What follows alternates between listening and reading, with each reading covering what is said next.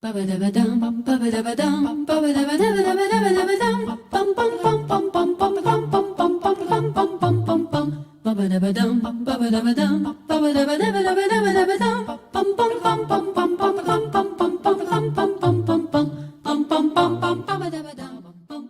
pleasant good morning, good afternoon, and good evening.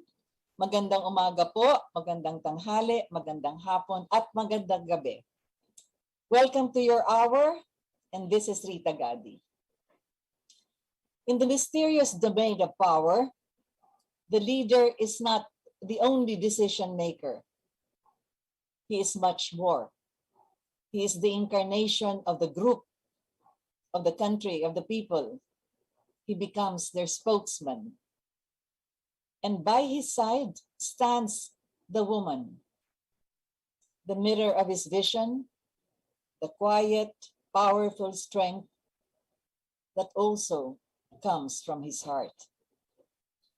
Two women dominate the landscape of our country as historical first ladies. They are Imelda Romualdez Marcos and Lisa Araneta Marcos.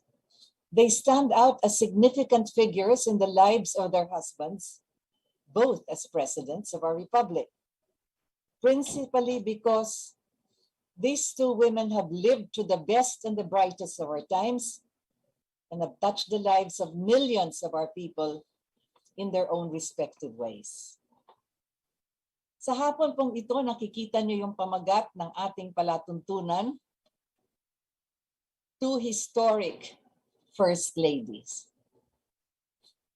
Sa kasaysayan po nating nakaraan, kung talagang babalikan natin 56 years ago, yung first lady natin noon, si Imelda Romualdez Marcos. Ngunit nagkakilala sila ni President Marcos nung si President Marcos ay congressman pa lang. Nagkita sila sa cafeteria ng Philippine Congress kung saan ang speaker ay si Danieling Romualdez, pinsan ni Imelda. At nung gabi na yon na nagtagpo sila, umakyat si Imelda Romualdez at saka yung kanyang pinsan si Paz Gueco Romualdez doon sa cafeteria sapagkat iniintay nila yung katapusan nga ng session kasi budget deliberation noon. It is not a coincidence, but there is some kind of a synchronicity kung talagang titingnan natin in history, sapagkat yung inauguration ngayon ni President BBM ay sa Philippine Congress gagawin na ngayon ay ang National Museum na. Doon nagtagpo ang kanyang mga magulang. Ferdinand and Imelda met in the cafeteria in that building, which was the Philippine Congress at the time.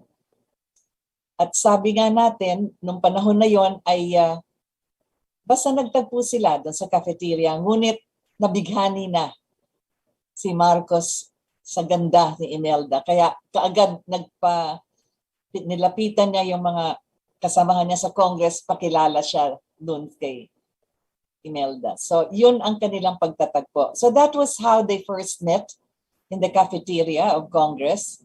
And then you had the famous 11-day courtship. Napag-usapan ko na rin itong madalas na talagang pinursige na ni Congressman Marcos si Imelda hanggang sa napasagot niya at hanggang sa nag-asawa na sila. But during that time, bago pa lang si Imelda sa larangan ng politics, kahit na yung kanyang pamilya, mga Romualdez ay nasa political field na rin. Yung kanyang mga pinsan, ang kanyang mga uncles, lahat yan ay kagaya nga ng mayor ng Manila at yung si Danieling Romualdez na speaker sa Congress. Kaya alam din niya yung exposure ng mga iba't ibang mga tao sa larangan ng politika. So it is nothing new for her except that when she married Ferdinand Marcos, she was immediately thrown into several of his important campaigns. And one of the first that she was included as far as his campaign was concerned was for the third term of his running for Congress. Sapagkat sa Ilocos, sabi na pagka third term daw ay hindi naman nanalo, jinx daw yung third term. But there you have Imelda doing her best, talking to the opposition and convincing them, as a matter of fact, wag nang lumaban at sapagkat third term na nga ni Marcos ng panahon na yon. And she won them over. So she was what they called at the time the secret weapon ng campaign, political campaigns. And so it went on and on until several of other political events. Sapagkat pagkatapos sa Congress, si Marcos ay tumakbo na for the Senate. At nung siya ay nasa Senate, naging Senate President siya, hindi nga nagtagal. After 2 years, nagdesisyon siya na tumakbo na for the presidency. Yung sinabi ko nga sa ating introduction, by his side was the woman, the love of his life. Ngunit siya rin ang tinatawag ng isang malaking factor, one important factor as far as his political campaigns and political sorties are concerned. So yun ang ating pag-uusapan sapagkat pag makita natin yung larangan na dinaanan ni Imelda Romualdez sa buhay ni Ferdinand Marcos at the time hanggang sa siya ay naging presidente, makikita natin kung ano ang kahalagahan ng kanyang pagiging First Lady. Nung si Marcos ay na-inaugurate na as President of the Republic, yun na nga ang kwento ni Mrs. Marcos. Tinanong niya kay President Marcos, you are now President and I am First Lady, so what is my role as far as your administration is concerned? So sinagot siya ni President Marcos at sabi, I will build the house and you will make it a home. Classic yan na sinabi nga ni Mrs. Marcos, inisip niya kung paano niya gagawing tahanan ang ating bansa. And in many years after that, we have seen how she has gone from just being an ordinary First Lady na sa mga functions lang siya nag-attend, inisip niya ang mga kailangan magawa. Although the position of First Lady does not have any official office. Wala yang sweldo, wala yang opisina. Ngunit si Imelda Marcos at the time, na siya ay First Lady niya, naisip niya kung anong kanyang matutulong at kung ano ang kanyang magagawa para sa ating taong bayan. So there it was, one of the first projects. I think I've gone through this a number of times. Mga home for the aged at orphanage, magkatabi yan. Yan ang una niyang tinayo. At pagkatapos naisip niya na ang ating kultura ay kailangan bigyan diin at ipakita rin ang kabutihan at ang kagandahan. At yun na nga yung the famous Platonic Trinity, the true, the good, and the beautiful, kung saan nilagay din niya yan sa watawat ng kanyang tinayo, yung Cultural Center of the Philippines. And after that, we've had so many other structures, edifices that she has thought of constructing so that this will all be for the benefit of the people. So within that Cultural Center complex, marami pa rin mga itinayo. Isa doon yung PICC, nagkaroon tayo ng malaking international conference ng Monetary Fund at ng World Bank. Nagkaroon din dyan yung sa Folk Arts Theater, kung saan ang Miss Universe, actually, yung Folk Arts Theater, 77 days lang yata tinayo yun. At marami pang iba, pati sa Intramuros, inayos yan. So many programs and projects hanggang sa na-appoint na nga siya as Governor of Metro Manila at the time. Ang Metro Manila noon ay mga towns pa lang, 13 towns and dapat apat lang yata ang syudad. Sa ngayon ay it's practically all our cities already. So at the time, she was thinking of consolidating the entire metropolitan area. That was the National Capital Region. At dahil nga dyan ay naisip niya na kailangan bigyan halaga ang mga nakatira sa loob ng urban centers. At kasama niyan ay siya rin ay naging tinilaga din siya. She was also appointed as the Minister of Human Settlements. Ito na yung sinasabi nating 11 basic services and 11 basic needs na isinasagawa for every community, for every human settlement, na naging naging model yan for the United Nations Habitat. At siya nga yung naging special guest sa Canada nung kanilang nilungsad yung kanilang habitat with the same idea of creating an environment that is conducive to life in the city in such a manner that all the basic needs and services are provided by the government, together with the private sector for several other activities and several other projects like for investments, for instance. So marami din siyang naisagawa tungkol dyan. Yung LRT halimbawa, naisip din niya yung mass transport para sa Metro Manila. Kaya sa isa sa kanyang mga biyahe abroad ay nakilala niya yung Minister of Transportation ng Belgium at doon na pag-usapan nila na magtatayo ng LRT. At tayo na nga dito sa Pilipinas ang isa sa mga nauna na nagtayo niyan.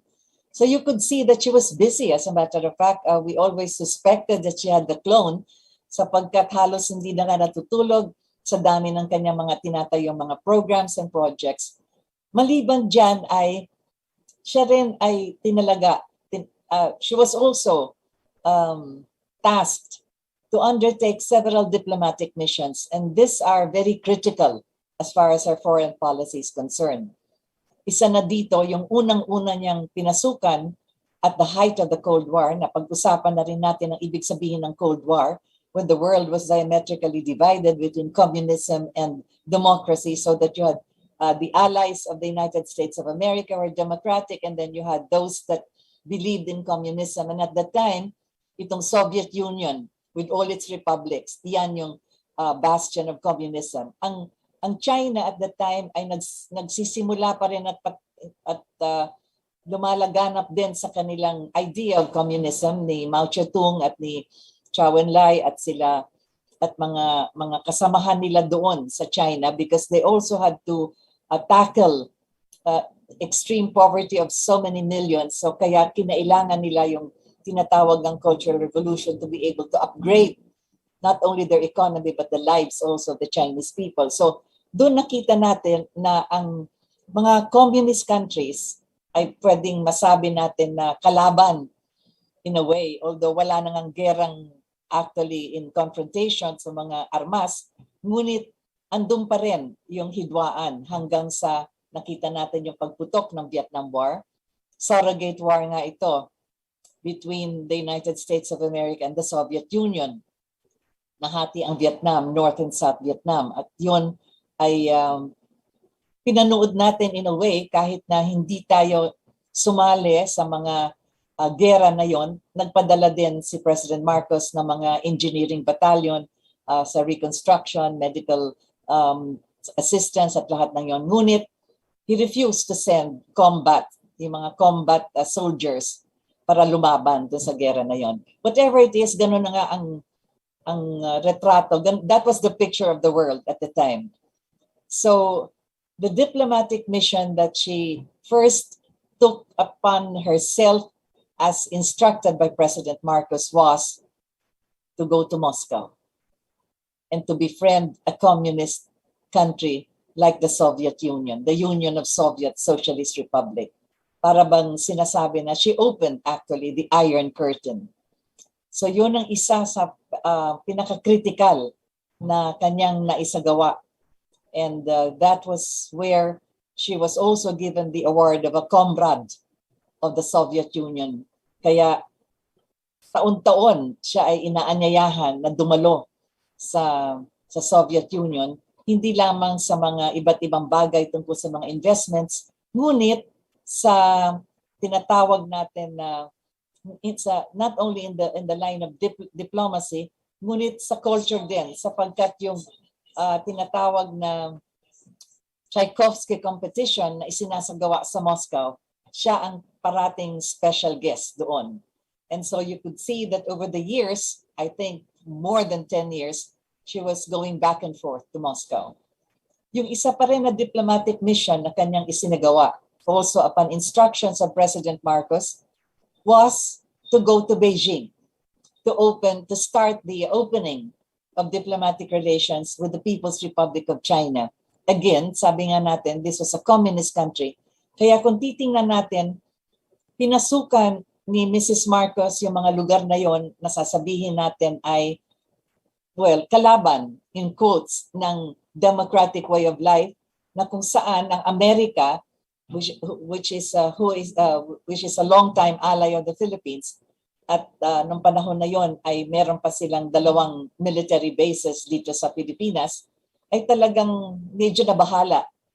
Ngunit she accomplished this successfully, so that with her first visits into these 2 countries, it was followed immediately, several months or even a year after, with state visits from the Philippines led by President Ferdinand Marcos to the People's Republic of China and to the Soviet Union. Maliban dyan ay nabuksan din niya ang mga iba't ibang mga lugar sa Middle Eastern countries, yung mga kahari-harian ng sa Saudi Arabia at iba pang mga Muslim countries. Umikot din siya dyan, hindi lamang sa paggagawa ng ating diplomatic relations, ngunit nabuksan din yung mga skilled workers na kinakailangan nila sa mga bansa na yan. So in many ways, that was the beginning of our overseas workers, and most of them were really skilled workers. Hindi sa kagaya ngayon na karamihan naman ay iba na ang kanilang napapasukan na trabaho. Pero yung simula ng ating overseas workers, ito yung mga professionals, mga engineers, mga physicians, doctors, in those disciplines na kinakailangan sa mga bansa na yan. Nonetheless, that was how she has moved about internationally. Kaya ang pangalang Imelda Marcos ay kilala sa buong mundo. Siya yung first lady nung panahon na yon for 20 years as a matter of fact. Kaya malalaman natin sa lahat ng kanyang mga naisagawa, siya yung nasa tabi ni President Marcos na silang dalawa ang tumutulong sa pag-unlad ng Pilipinas. So in many ways, that is the historical significance of the first lady that we had at the time.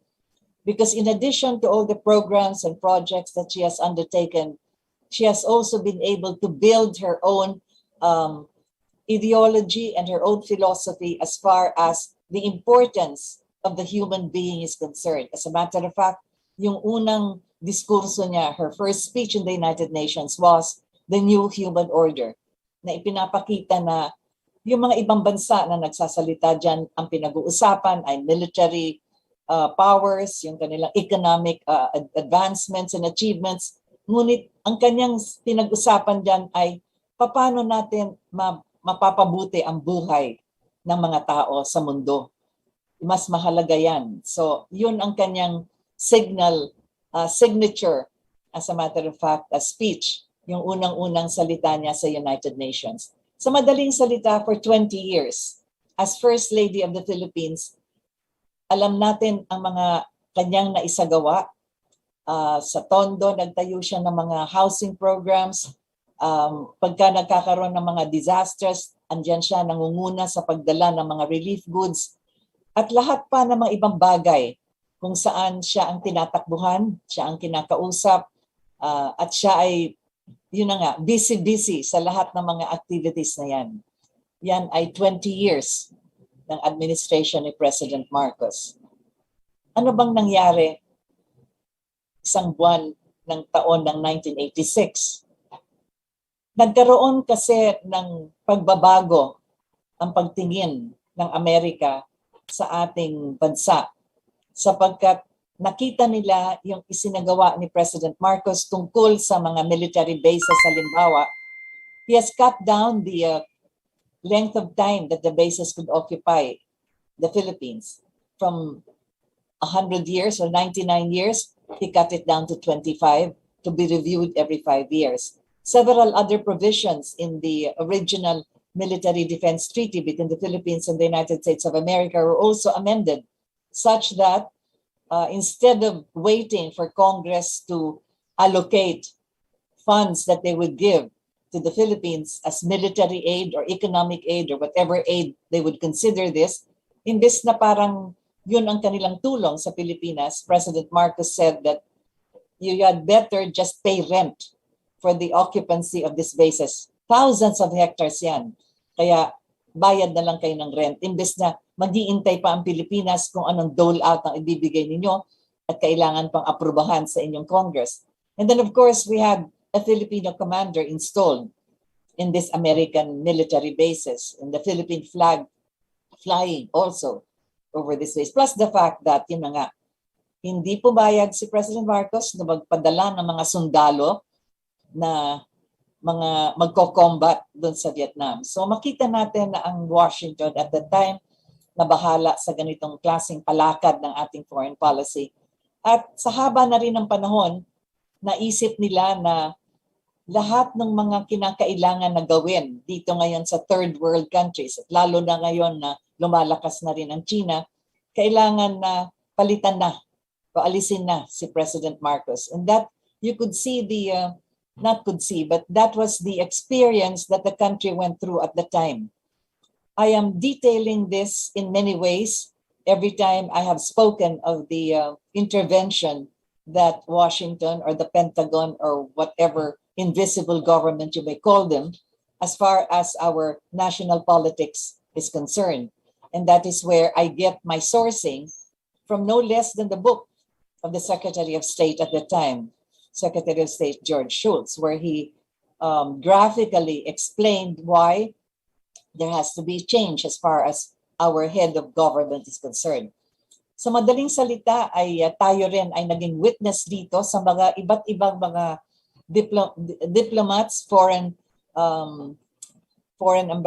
ambassadors from Washington that came to talk to President Marcos. Parang excuse me, parang sinasabihan siya na it's about time na palitan na yung cabinet mo kasi matagal na sila yan, 20 years na.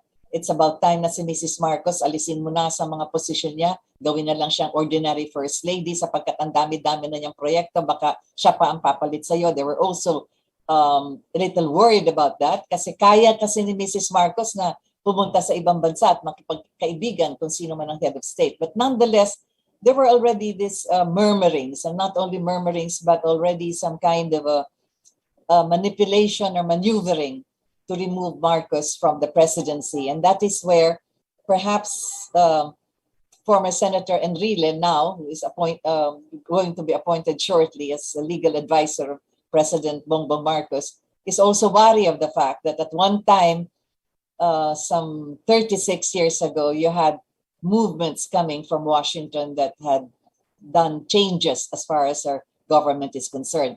As far as Senator Enrile is concerned, medyo medyo fresh pa ito sa kanyang pag-iisip, and yun ang mga warnings na sinasabi niya ngayon.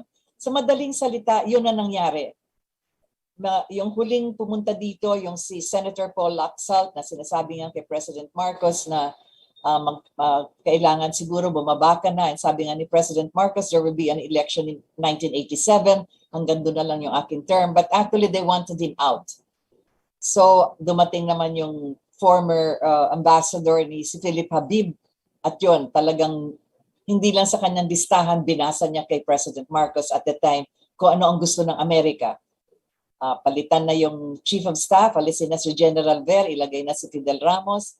Si Mrs. Marcos tanggalin na as for any position that she is presently holding.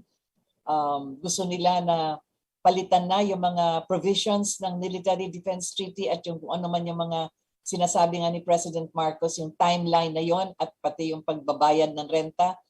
Marami doon ang kanilang gusto rin palitan. Nais din nila na, kasi meron na tayong parliament at the time, wala na tayo ng upper house and lower house, wala ng Senate, wala ng Congress, isa na lang yan. Isang legislative branch na lang yan, parliament lang. Ang gusto nila ay talagang magkaroon ng either prime minister o magkaroon ng parang yung tinatawag ng succession. At gusto nila na si President Marcos ay hindi na pwedeng mag-issue ng mga presidential decrees sapagkat meron ng interim batasang pamtaas. Sa madaling salita, they had a whole list of things that they wanted him to do. And that's exactly what President Marcos was listening to during these last days, that month of February, when he already was declared the winner and proclaimed as the President of the Republic. In spite of that, talagang nagpursigi pa rin ang mga Amerikano. And of course, as I said, Secretary George Shultz also wanted him out, even at that time. So yun na nga, nagkaroon tayo ng, well, it's not even a coup, but you already had some kind of a mutiny led by Enrile and his Ram Boys and several other events that occurred And that was why in February 1986, yung sinasabi natin the 3 days of February, dumating yung punto na nagbagsak sila ng bomba sa Malacanang. Parang panakot. Kung hindi ka pa aalis dyan, pwedeng mas malakas na bomba at diretso na kung saan ka man talaga naroon. Alam nila yan. I was there. I experienced the shaking of the walls and the chandeliers.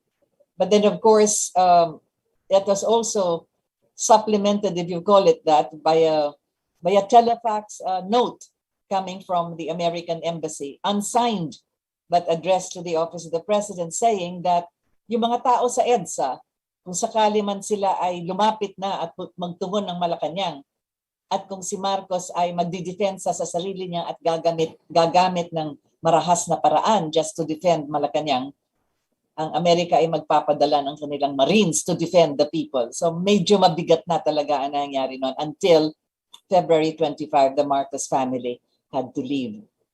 Yung pag-alis nila doon, nagkasunduan din with Paul Laxalt and with the American officials in the embassy na sila ay dadalahin sa Paway. That was the agreement that they had. Ngunit, nagkaroon naman ng meeting sa bahay ng Mrs. Aquino at sila Ramos at yung mga ibang kasamahan nila nagsabi na hindi siya pwede dito sa Pilipinas mamimirme. Kailangan alisin siya, paalisin sa Pilipinas. And so that's what happened. When the Marcos family was brought to Clark Air Base, early morning nung gabi nung araw na yon ay sinabihan sila na kailangan umalis sila sapagkat, and this is something very ridiculous, pinaligiran daw ang Clark Air Base ng mga komunista at there is a threat to the life of President Marcos. These are part of documents actually. In fact, the affidavit executed by President Marcos himself already said as much, even in greater detail. And so I am basing this on what I have read and what also we have experienced as far as the interviews we have conducted at that time. So that was what happened. Instead of landing in Paway, the aircraft that was carrying the family of the Marcoses landed in Guam. And then we know the rest of the voyage from Guam to the island of Oahu in Hawaii. And that was the beginning of the exile of the Marcoses. So yan si President Marcos and the First Lady Imelda Romualdez and their family dinala sa Amerika, and that was the beginning of their life of exile. 1986. At dyan na rin nagsimula lahat ng katutak na batikos sa dyaryo, sa radyo, sa television, sa mainstream media, here and abroad. Diyan na lumabas that the President Marcos stole the money of the Filipino people. President Marcos tortured and killed thousands of victims of martial law. At ang dami pa na mga paratang na kanilang nilalabas sa media hanggang sa nagsampa na sila ng mga kaso sa Amerika. Not here in our country, which should really have happened, but in the United States of America. Kumbaga, sasabihin natin sa Tagalog, nagkutsyaba yung dalawang gobyerno, ang Amerika at saka ang Pilipinas. But then, of course, at the back of this was the intent that they are satisfying Mrs. Aquino so that she, in turn, would extend the use of the bases. Kasi mag-expire yun ng 1992, which is still during her term. Be that as it may, 1986 began the life of exile, and that began all of the vehement attacks against the Marcos family. Si Mrs. Marcos as First Lady, tinanggap lang niya lahat ng yan at nagdasal. Si President Marcos nagpulong na ng mga abogado na Amerikano para harapin yung mga kaso na yan sapagkat merong kaso sa LA, merong kaso sa kanilang gagawin din sa New York, yung sa Honolulu meron din yan, kaya kailangan harapin lahat yan. So sa makatuwid, simula ng 1986, araw-araw, kasama na rin siguro ang gabi-gabi sa mga dyaryo, sa mga radyo, sa mga publications, hindi lang sa Pilipinas, Ngunit sa lahat ng mga ibang mga media sources, wala pang social networking at the time, kaya sa television, sa radio, lahat yan nadidinig natin, lahat ng batikos. It was a parang tidal wave of attacks against the Marcos family. Si Mrs. Marcos naman, tahimik lang na umaalalay kay President Marcos, who regained his health, by the way, in Honolulu. Nagja-jogging na siya, nag-exercise na, at yun na nga, he was concentrated on his defense in all of these cases. Ngunit nagkaroon ng kanilang pag-file ng isang napakabigat na kaso sa New York. Sapagkat yun na nga, ang kanilang sinasabi, nagnakaw ng pera ang mga Marcos at yung pera na yan dinala sa Amerika at dinala sa New York at doon bumili ang mga Marcos ng 4 na real estate building sa New York City. Mahabang storya na rin yan at natalakay ko na rin. Ngunit yung panahon na yan, lahat yung 36 years na yan lang parate ang inuulit-ulit, yan lang ang pinag-uusapan. Hanggang sa, yun ang sinasabi ko, the trial of the century, would you call it that? One of the most absurd cases that they filed against a head of state, yung RICO case sa New York. Hindi na nga nakapagbiyahe si President Marcos at that time, kaya si Imelda na lang ang kanyang first lady ang pumunta sa New York for the indictment of that particular case. It's a criminal case. Ang tawag dyan yung RICO, yun ang acronym ng Racketeering, Influence, and Corrupt Organization. Anong ibig sabihin yan? Ang pamahalaan ni President Marcos is a racketeering, influenced, and corrupt organization. Biruin nyo yan. Yung kanyang 20 years sa lahat ng kanyang ginawa, yung infrastructure niya which has connected our islands, bridges, airports, seaports. We were exporting rice.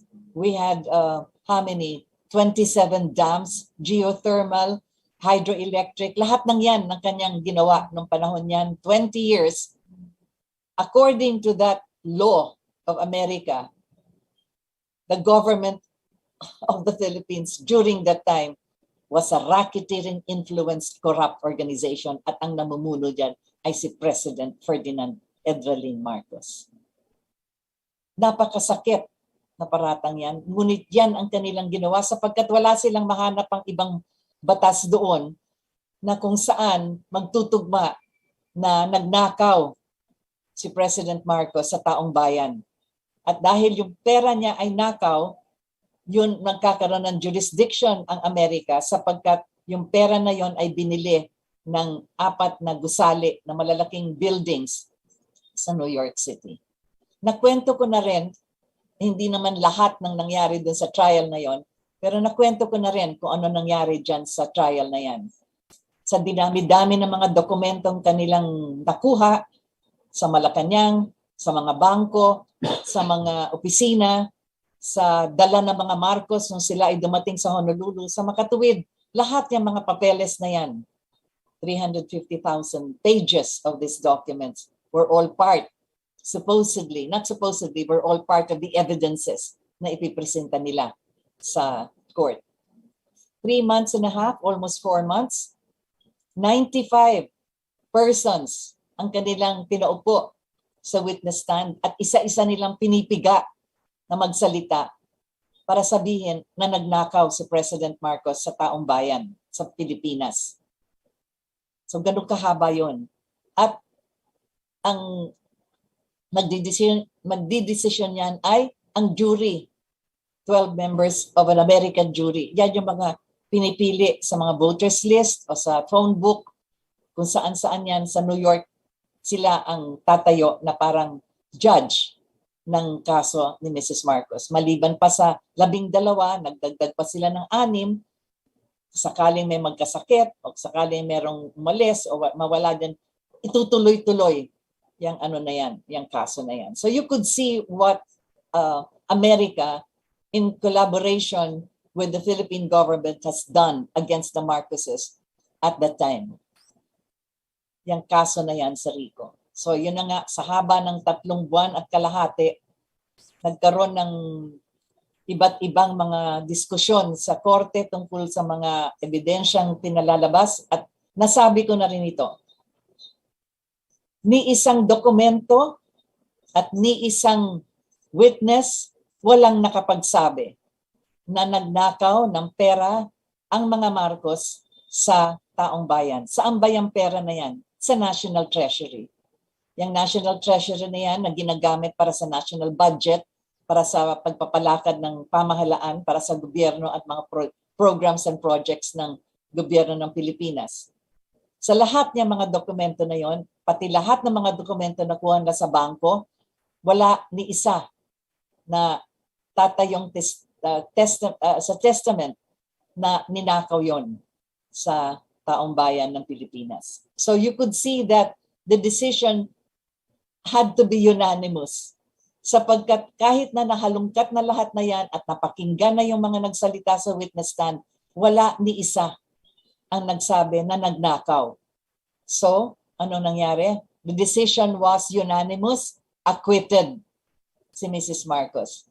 Sabi ko nga, pumanaw na si President Marcos at the time, ngunit kasama na rin siya dun sa acquittal na yan na isinagawa dyan sa korte na yan. So what does this mean? Walang ninakaw sapagkat walang preba, walang ebidensya, walang taong nag-testify tungkol dyan. Ngunit, anong nangyari? Kahit na yun na ang naging desisyon sa New York, nilabas lang yan sa dyaryo for one day. At wala na rin nag-usap tungkol dyan. Ngunit, tuloy-tuloy pa rin ang batikos nila, ang kanilang rampage against the Marcoses. He stole from the people. Tapos yan din, he violated the human rights of thousands of people. Napag-usapan na rin natin yan dito sa palatuntunan kong ito na 10,000 daw yung kanyang tinorture at pinatay.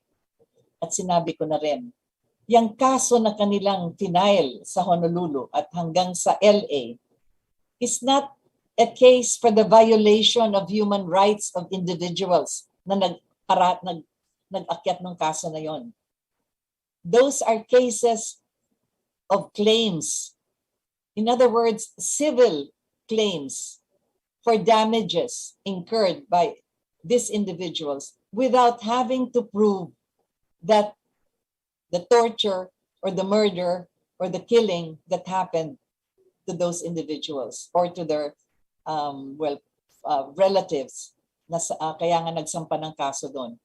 Kaya maliwanag yun. Parating sinasabi human rights cases, hindi po human rights cases yon. Human rights claims. Because a human right violation is a criminal act. At sa batas natin, sa batas ng Amerika, sa ilalim ng international law, kinakailangan yan ay siyasatin dito sa Pilipinas. It must be tried in the country of origin where those human rights violations occurred. Hindi po yan naisagawa. Doon nga sa Amerika, nag-judgment na lang yung si Judge Rial na sinabi, ganun kadami ang mga taong tinorture at saka ganun kadami ang mga nasaktan na kailangan bayaran. Pero hindi na pinakita, medical certificate and other witnesses. And of course, you had to prove it as a criminal offense.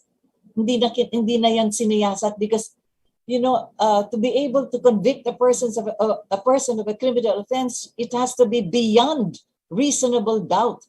Hindi pwede bastang ikikwento mo na lang o sasabihin mo yon beyond reasonable doubt. Wala yon. Hindi nagkaroon ng trial na ganun. Ang pinakinggan lang ay nasaktan kami, tinamaan kami ng ganito, ganyan, etc. Kasi magkiklaim kami. And that's exactly what happened. So lahat ng yan, pinaratang yan.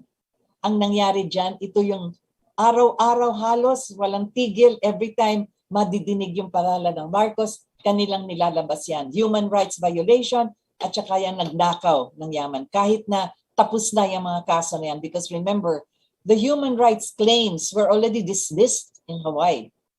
Dismissed na yan kay Judge Harold Fong. Inulit na naman yan at nilipat doon sa Judge ni Manuel Real sa LA na meron jurisdiction din sa mga kaso sa... Okay, anyway. Kung gusto nyo malaman pa ang mga detalye dyan, we can go through that in another session. But right now, what we are saying is, for the past 36 years, yan ang nangyari sa pamilya ng mga Marcoses.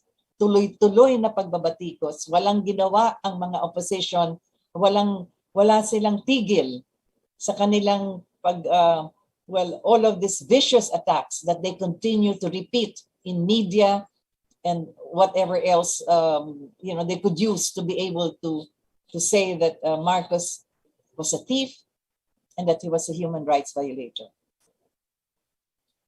So diyan natin nakita, sa lahat ng yan, nanindigan ang Imelda Marcos. Sapagkat nung namatay na si President Marcos sa Honolulu, siya na lang ang haharap sa lahat ng mga accusations na yan. Nakwento ko nga, nasa morgue siya, pumasok na yung mga opisyal ng Justice Department ng Amerika. Immediately, they asked her for a plea bargain. You plea for a lesser crime, and we just put your case in the archives because you would probably have no chance of defending yourself. She refused. Sabi niya, if you say that I stole $100 instead of billions of dollars, there is still that taint that we stole. We did not steal. So I am going to face a trial to prove our innocence.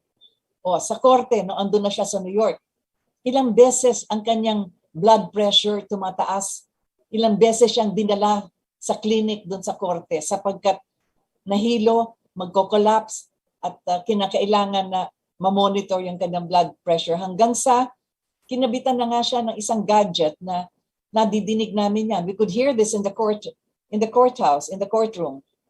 It would beep every time her blood pressure would be elevated. And so she would have to rest for a while, or the trial would have to rest for a while, or she had to go to the clinic again to take some medication and so forth. Hanggang sa dumating na nga, bumagsak na nga siya sa korte, she already coughed blood. And even with that, again, the Justice Department of America offered a medical severance. Oh, Mrs. Marcos, according to the doctors, what is happening to you? You're bleeding already from inside because of all of the tension, etc. And you may not be able to live throughout the case until the end of the trial. So we offer you a medical severance, meaning you cannot go on with the trial for health reasons. And again, Mrs. Marcos answered, no, give me a few days rest and I will go back to court because we have to prove our innocence. And what was her classic answer? This is the First Lady, former First Lady of our country. Our honor is non-negotiable. She went through all this until finally she was able to get the permission of not just the Justice Department, but also of several other officials, and the Philippine government had no choice. Sapagkat acquitted na siya, wala nang kaso, libre na siya, she was free. Bakit nakakulong pa siya dyan sa Amerika? So she was granted permission to return to our country.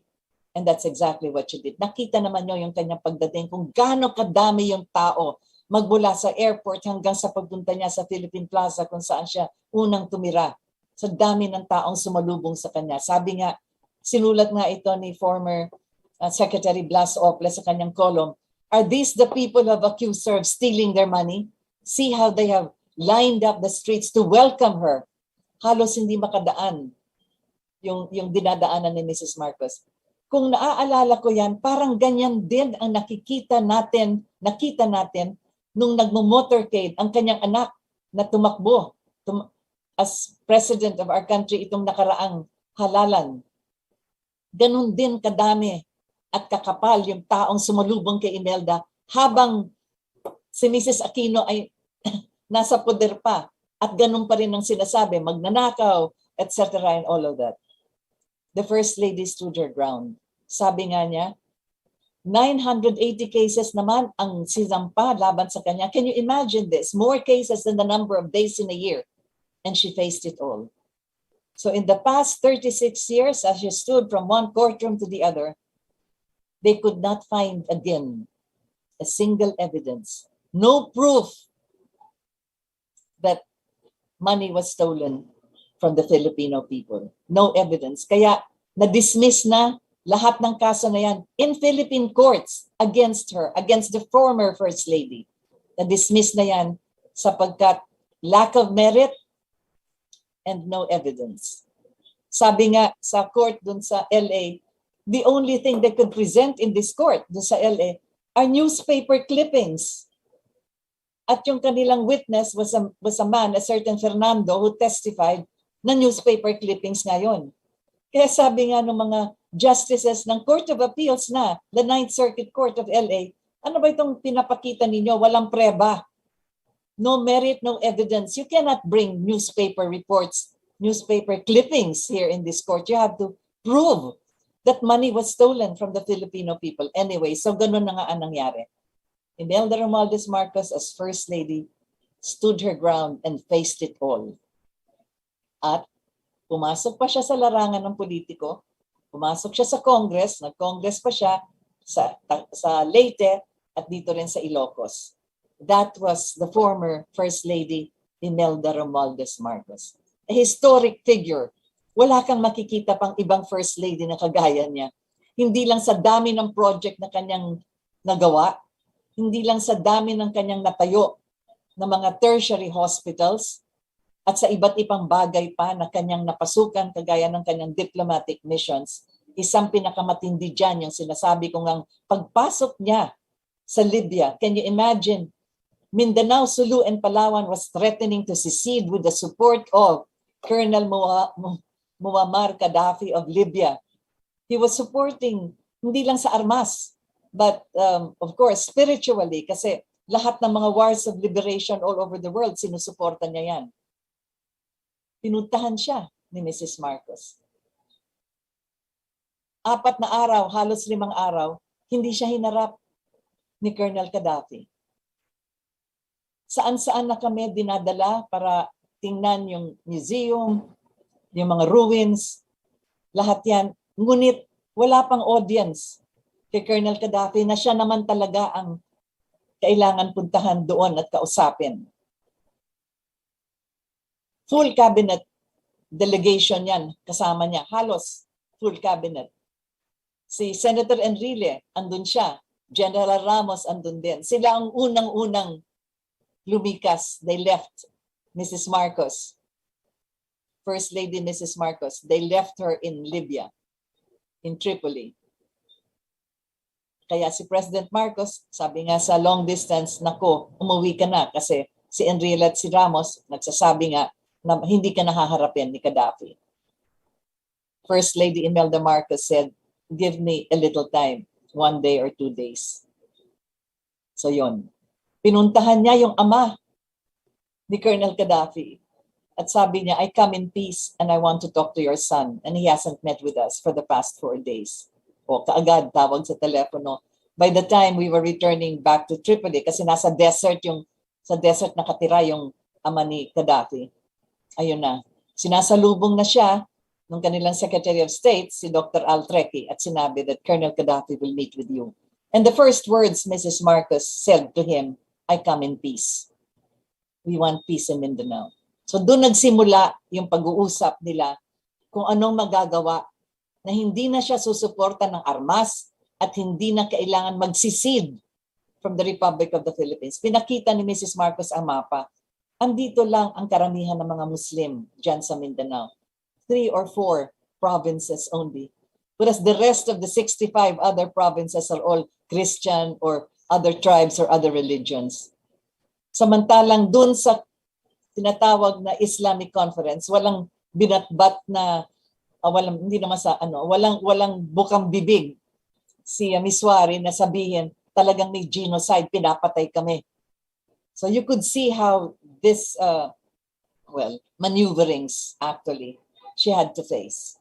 That is Imelda Marcos. Yun ang talagang pinakamabigat na kanyang mission. And because of that, nagkaroon ng lagdaan ng Tripoli Agreement after long distance conversations between President Marcos and Colonel Gaddafi with all the provisions of the Tripoli Agreement so that they would be granting autonomy to the regions 9 and region 12, which is composed of 10 provinces and 5 cities. Mahalaga yon sapagkat nagkaroon ng plebisito. Sabi nga ni President Marcos with Colonel Gaddafi, kinakailangan na tanungin ang tao, because that's a provision of our Constitution, if they are agreeable to be part of the autonomous region. So kahit na ang Palawan, Sulu, Tawi-Tawi, lahat na yan, Davao, Kasama yan dun sa plebiscite na yan. I was there. I covered that plebiscite in Zamboanga City. And the result of that plebiscite was, as I've said, 10 provinces of regions 9 and 12 and their 5 cities all agreed to be part of the autonomous government in Mindanao. Napakahalaga po niyan sapagkat hanggang ngayon, ang dami-daming pinag-uusapan yung BARM na yan. Makita ninyo, ang BARM na yan, hiwa-hiwalay. Ang mga lugar kung saan meron yung autonomy ng mga Muslim. Merong probinsya dito, merong syudad doon, merong mga barangay doon sa aming probinsya. Whereas before, it was one contiguous autonomous region. So you could see what has happened now after, well, I'm sorry to say this, but yun na nga, nagkahiwa-hiwalay. At yung government center sa Cotabato City is not Muslim. It is Ilonggo. But they had to make it there because that's where you had the government center which was constructed under the Tripoli Agreement at the time. Sa madaling salita, that was the role that Mrs. Marcos played during her incumbency as First Lady. And what she has stood for in the past 36 years, even though she entered politics, there have been this continuous attack against her. Historic ang buhay niya. Habang ito ay nangyayari naman at nagka-trial nga sa New York, meron din isang dalaga at the time na nagtatrabaho na sa New York, abogada. Ang pangalan niya ay si Lisa Araneta Marcos. Dahilan nga sa trial na yon, doon sila nagtagpo ni BBM. Nagkaibigan, friends, nagkaibigan. Lisa Araneta Marcos. Luis, actually, ang talagang pangalan niya, ngunit mas kilala siya as Liza. So Miss Liza was there when the trial of New York was ongoing. She knew all the accusations that were thrown at the mother of her love, BBM.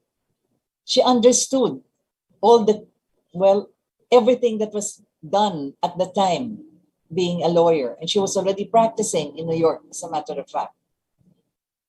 And she must have felt likewise how BBM felt witnessing his mother and the rest of their family being accused by the most powerful country in the world of having stolen from the Filipino people. She must have accepted the fact that BBM was part of all of this accusations because she was the only son having the same name as his father. So she must have carried this with her. So in spite of the fact that she knew all of these accusations against the Marcoses, her heart told her, this is a good man, and I will pledge my love to him for the rest of my life. So, sa madaling salita, pagkatapos ng trial at sa hindi naman mahaba, sa ikling panahon, they got married in this beautiful church, San Francesco, in Florence, Italy. A simple wedding, Lisa Araneta, BBM. They pledged that whatever it is that happened over the past 36 years, lahat ng accusations, lahat ng paratang, lahat ng fabricated lies na tinapon sa mga Marcoses, maninindigan silang dalawa as husband and wife to face the future. That is Lisa Araneta Marcos. In 9 days, she will be our First Lady. Historic din ang pagpasok niya sa pamilya ng Marcos, sa buhay ni BBM. Sapagkat siya ang nagdala ng, masasabi natin, kalahati ng kanyang puso, patibayin ang kanyang loob. At dahilan nga sa kanilang pagsasama, nakita natin ang nangyari sa larangan ng politiko nung si BBM ay pumasok na as governor, as congressman, as senator, sa vice presidency na kung saan nadaya siya ng sangkatutak, at ngayon for the presidency. Proclaimed as president-elect. Andyan yung kanyang First Lady in 9 days. Miss Lisa Araneta Marcos sa tabi niya. At diyan na rin siya nagpakita ng kanyang, the fortitude and the support that she has given to BBM, including many of the behind-the-scenes strategies that were undertaken to be able to project that the 36 years of attacks and vilification against the Marcos family, and particularly now against Bongbong Marcos, she will stand there and be with him all through this and prove to the people that this is not right. So yan, makikita mo, historic din ang pagpasok niya sa buhay ni BBM at historic din ang kanyang paninindigan sa buhay ng ating bansa, because she will now stand as our First Lady in the next 9 days for a future that both she and President-elect Bongbong Marcos will be able to design, not only for themselves as a better time, but for the Filipino people.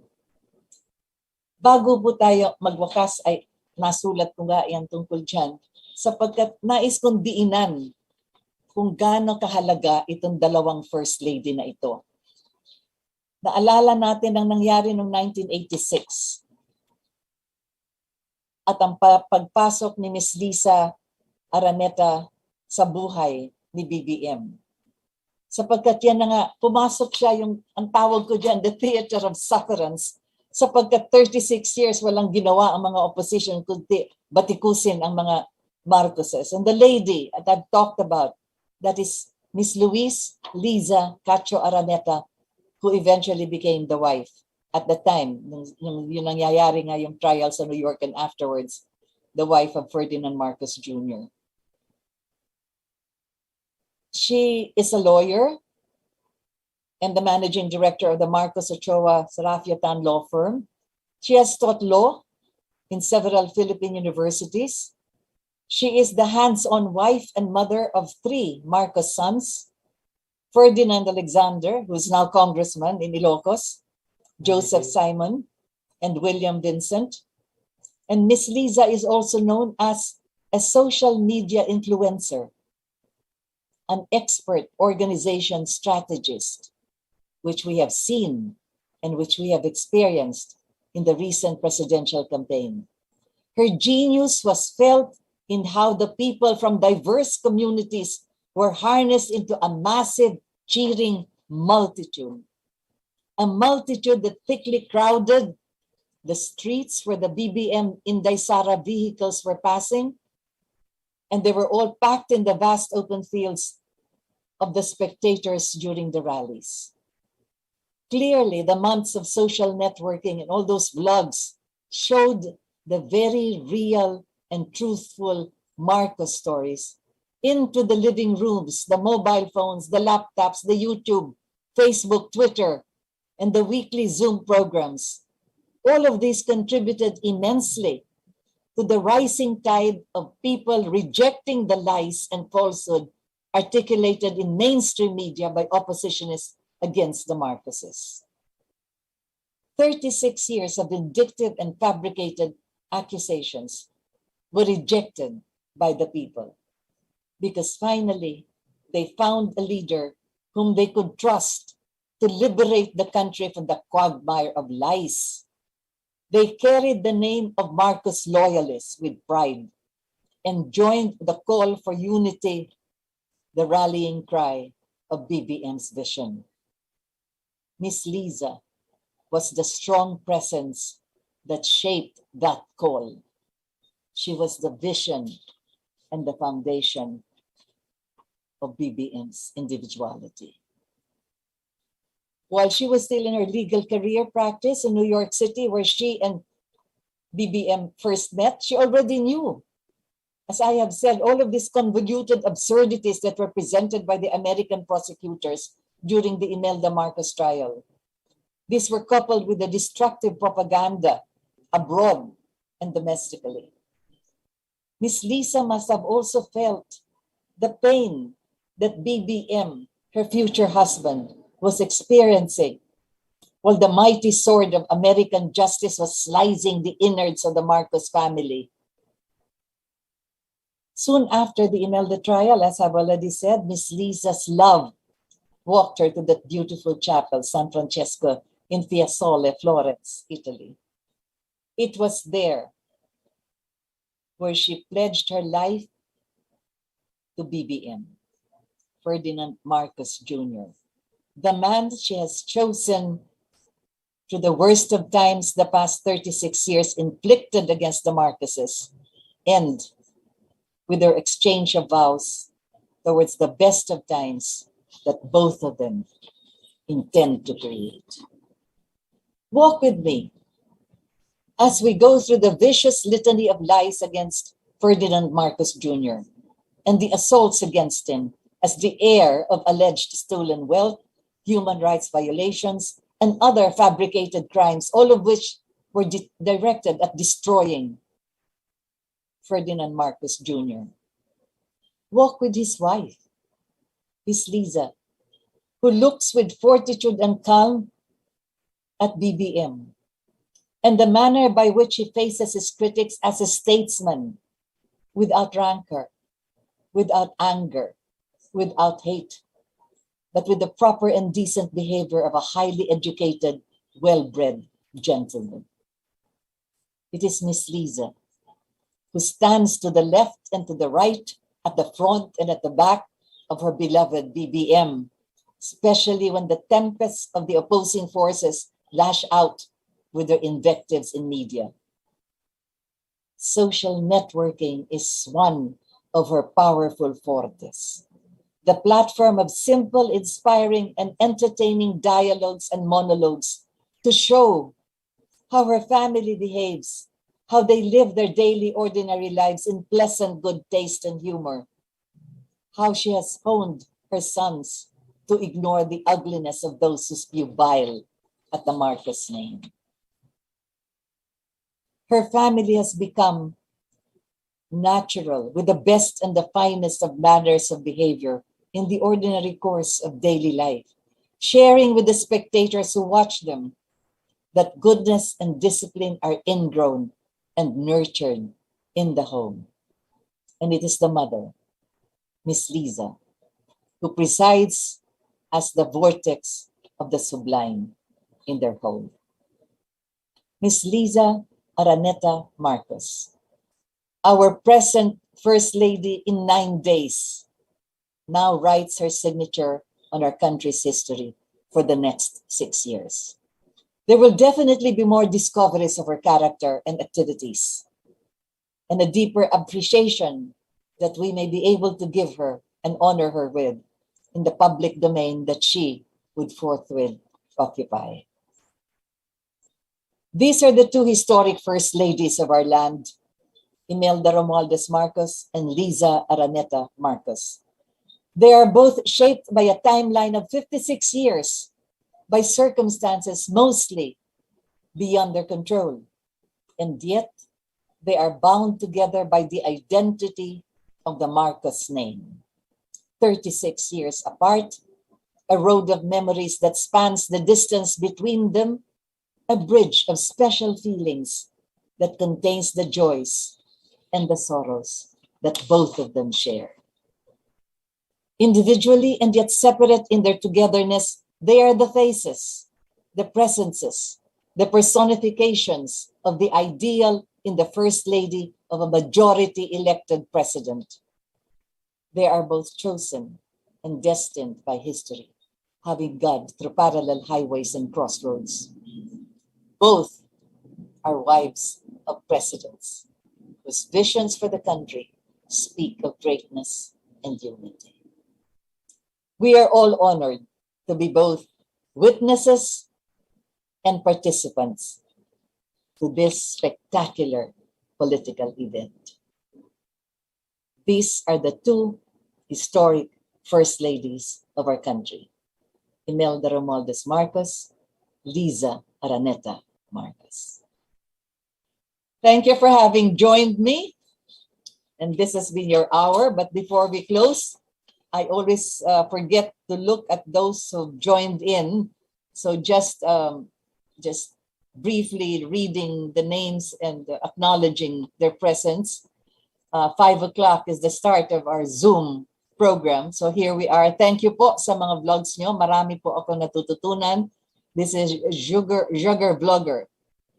This is M Flower E. Hello, Ma'am Rita, etc. So gastronomy again. Good evening and always watching from Honolulu. Marie Oishi, always waiting for your live show. Lani Texon, magandang hapon po, etc. Good afternoon and so forth. From the city of Batak, Ilocos Norte. This is Emi Biray watching from Alfonso, Cavite. Ma'am Rita, hindi po ako makapagkamali kung sana nakatayo mo at dating Philippine Hotel si Madam Imelda din ang nagtambak ng bato at lupa para matayo yung lugar na yan. Yes, exactly. The reclamation, yes. I'm sending 100 stars. This is Armando Manuel. Thank you very much. I love Miss Rita Gadi for sharing the truth about the Marcoses, etc. and all. Good evening and thank you very much sa lahat ng mga kinikwento mo tungkol sa nasa gawa at yung ding dinaanan ni Miss Liza Araneta. So here we have others also saying good day, etc. and all. So I have to close, but thank you very much for having joined us. Remember, we are privileged to have with us two historic First Ladies. Madam Imelda Romualdez Marcos, Ms. Liza Araneta Marcos. Thank you for having joined me. This is Rita Gadi, and this has been your hour.